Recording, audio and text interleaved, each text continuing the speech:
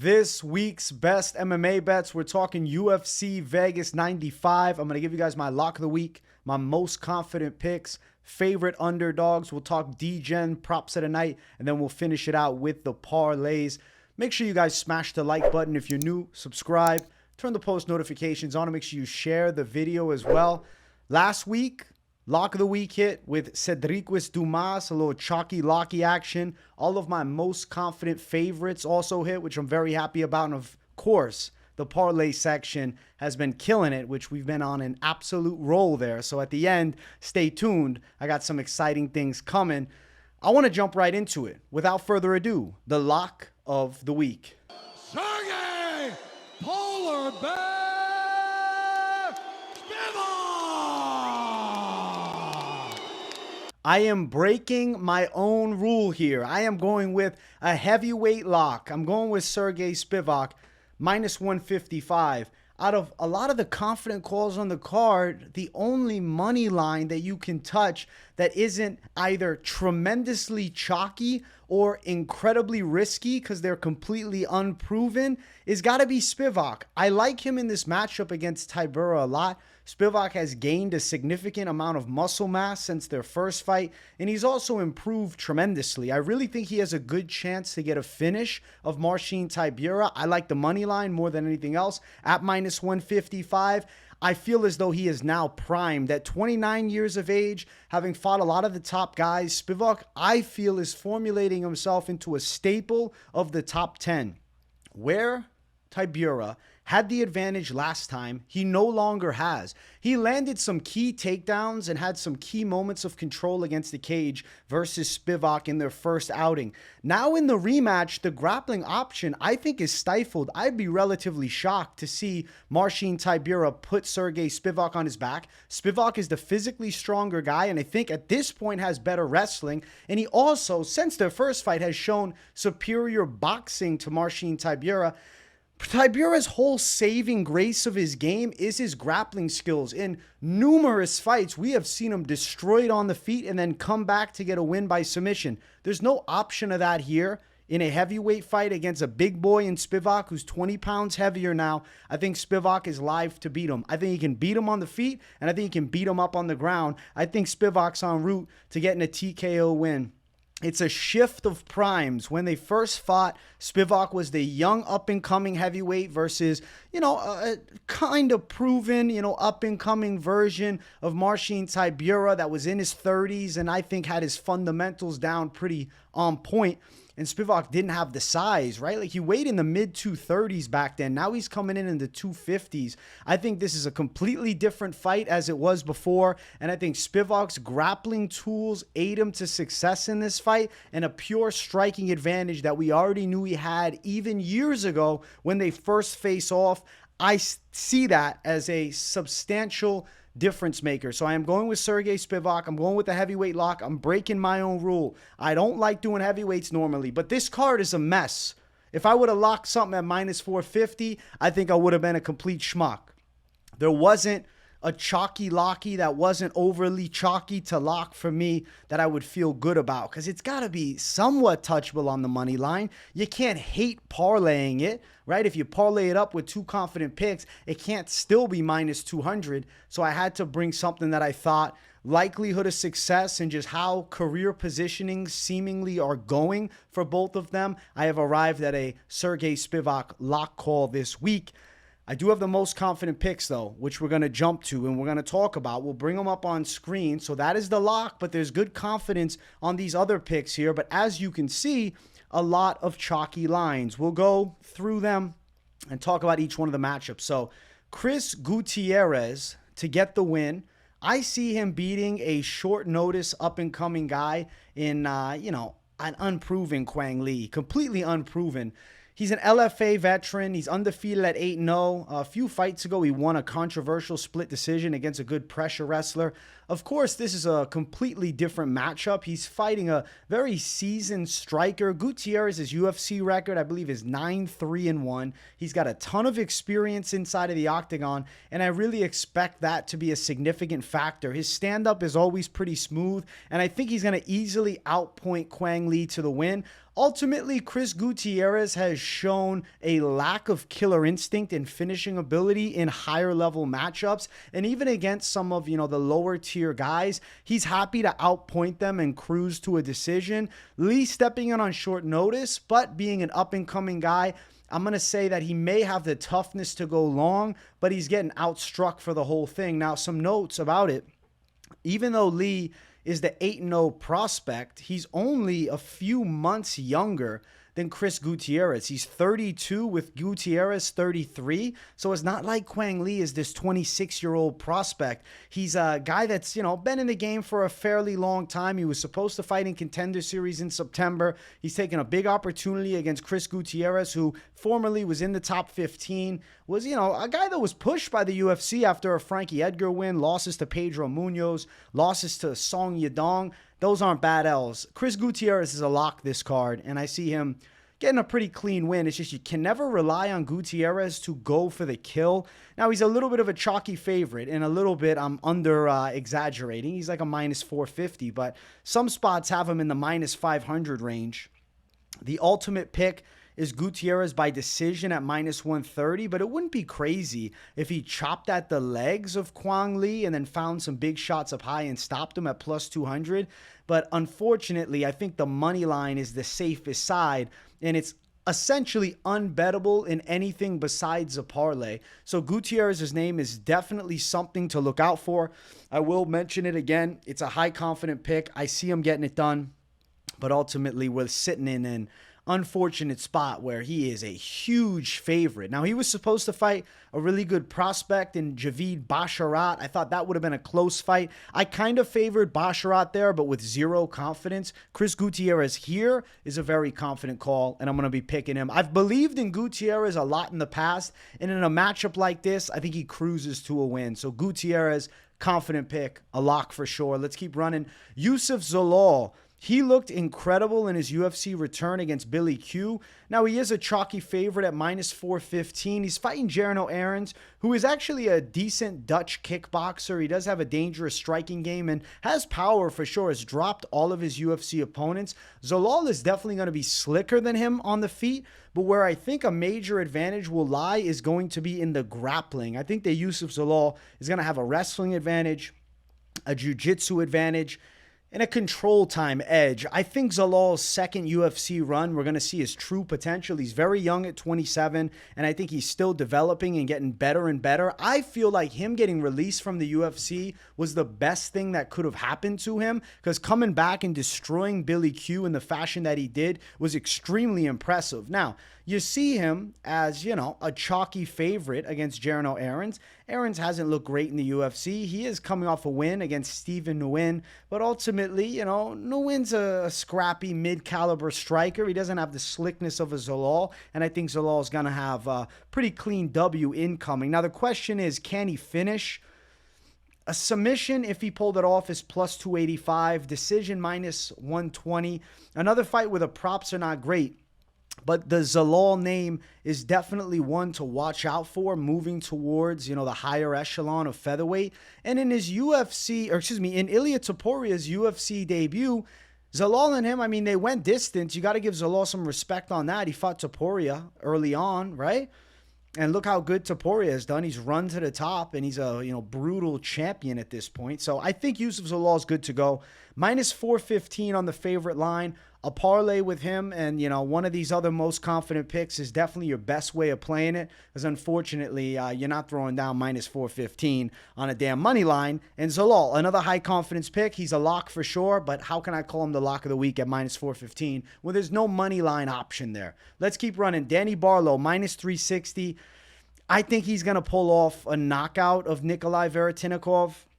I feel like the hand speed of Barlow is too much. He's got a nice reach advantage. He's a dangerous southpaw. He's slick from the outside. He's precise as hell. Veretennikov needs to try and wrestle Barlow in this fight, but I do think Barlow's grappling defense should be okay. I know some fights back outside of the UFC he had his back taken, and an opponent was shooting for that rear naked choke on him, but he did find a way out. He got back up to his feet, and he beat the guy up for the majority of the fight. So I do think Barlow's grappling defensive abilities should be fine, and he's also probably improved substantially since that fight.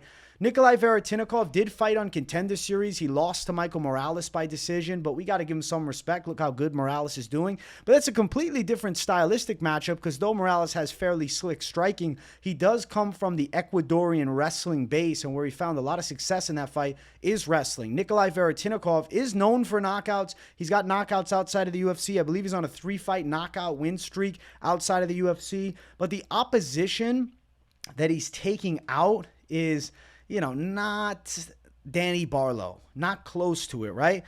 Beating guys like Ashley Reese, who are very undersized for 170. Luis Inguinez, who's, I'd say, a mid-tier guy. DeMarcus Jackson, who was 50-50 over in LFA.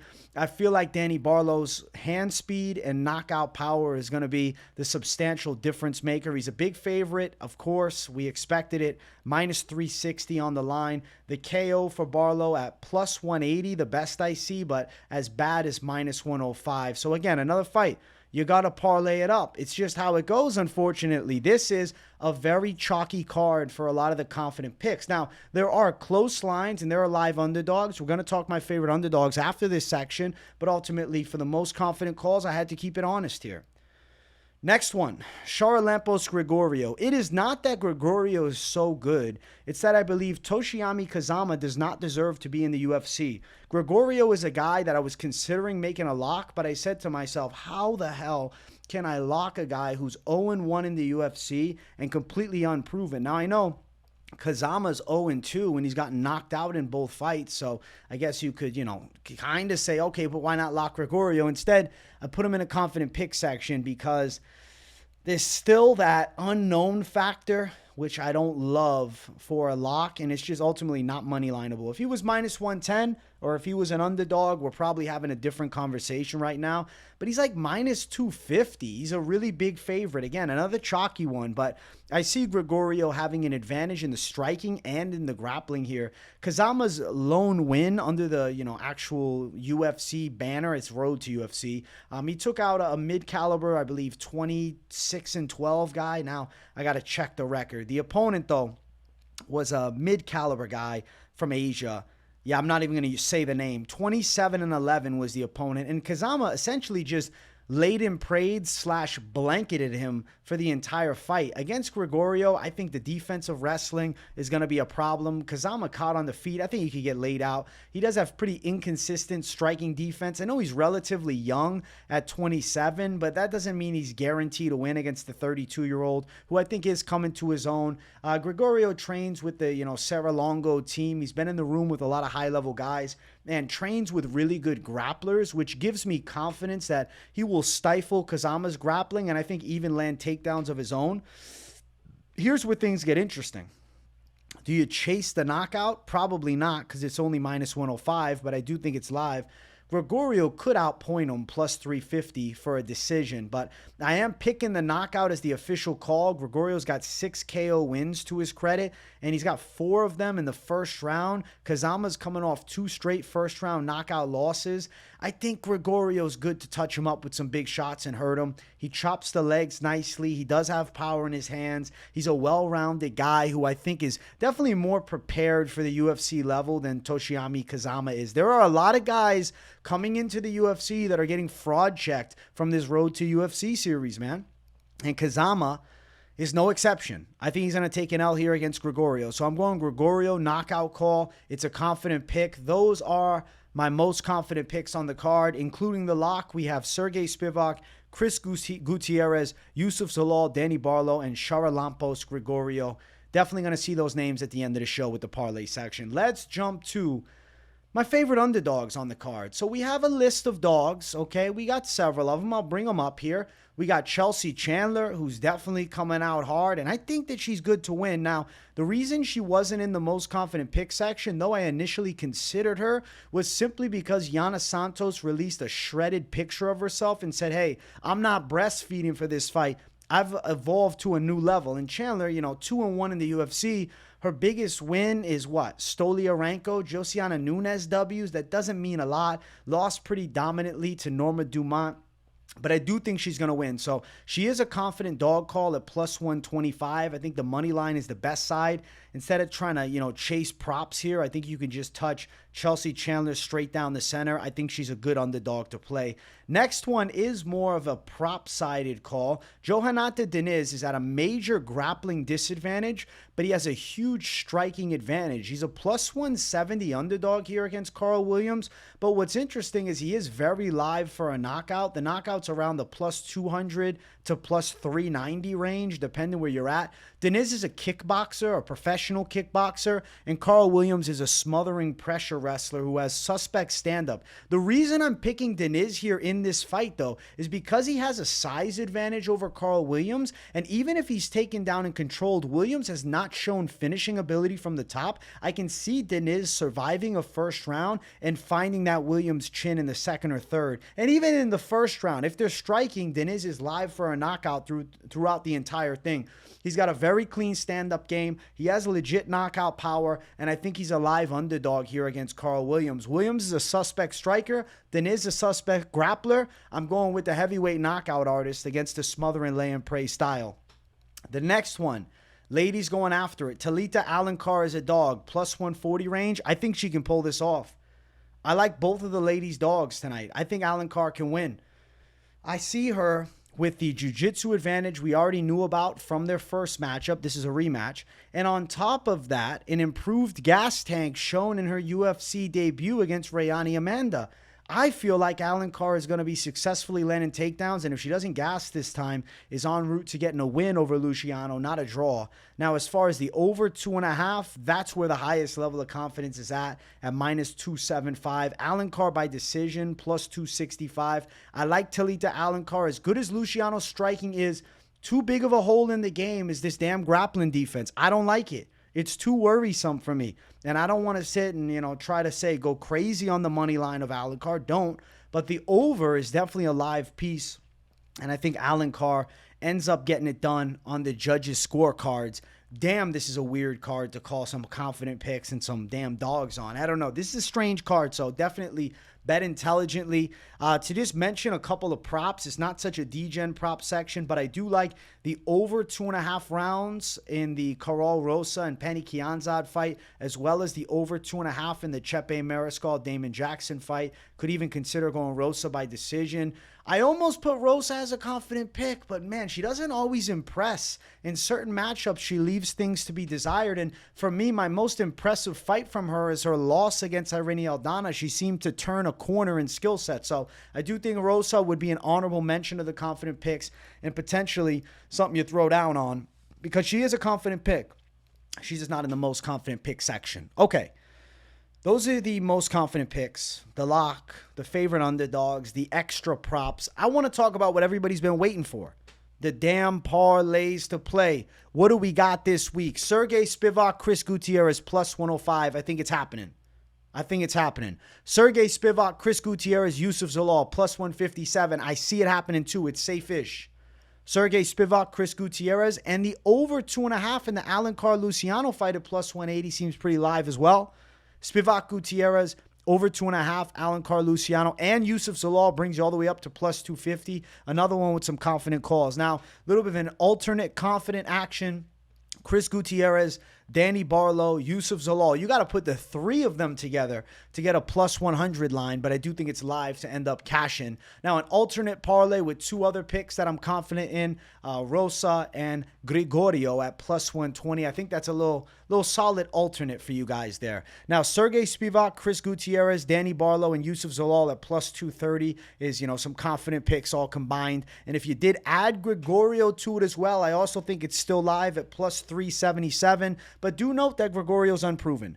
Next up, we got Gutierrez, Zalal, Barlow, Spivac, Gregorio, and the over 2.5 in the ladies fight to start the card at plus 550. This is savage mode. It's 5-1 odds. It's even more than that. And if you really want to be a degen, you need to pull something degenerate out. You're like, AJ, I can't do a plus 275, a plus 100, a plus 150. No, I want a savage mode play. You got to add Chelsea Chandler with everything you see above it for plus 1363. That is a degen parlay for you guys. My God. I need to tell you right now, this card has the makings of either great success or shit show. I think there are a lot of landmines sitting on this card, and hopefully we avoid them here with these confident calls. And hopefully we keep the parlay streak alive for the safe parlay. I think we will. I like Spivac and Gutierrez a lot. But bet this card intelligently, man. There's a pay-per-view next week, which I definitely have some good spots for, and I'm really looking forward to breaking down, and I'm definitely looking forward to this show next week for UFC 305. So this week, just proceed with caution. Make sure you're doing your own research if you're betting on these fights. Straight up. Do your own due diligence. Do not blindly tell. This is what I am seeing, and yes, I put a lot of time into figuring it out, but to really put confidence behind your money, do your own research. I will preach that, especially for a damn card like this. UFC Vegas 95, bringing the chaos. Let me know what you thought of the calls, man. I want to hear what you guys are thinking. Throw some of your favorite parlays. Do you disagree with some of my most confident picks? Do you think my Sergey Spivac lock is an absolute fade? Because listen, my rule is normally no heavyweights. Am I making a mistake? Let me know in the comments. Maybe this is the week that you're fading me. We shall find out. Let me know also, if you got W's to drop in the chat, because you definitely should to boost the algorithm for your boy. Smash the like button on your way out. I appreciate everybody for the continued support. If it's your first time here, subscribe to the channel. Daily content coming. I appreciate everybody having my back, tuning into the shows, and always being absolute blessings. Shama, everybody. I'll see you all in the next one. Peace out.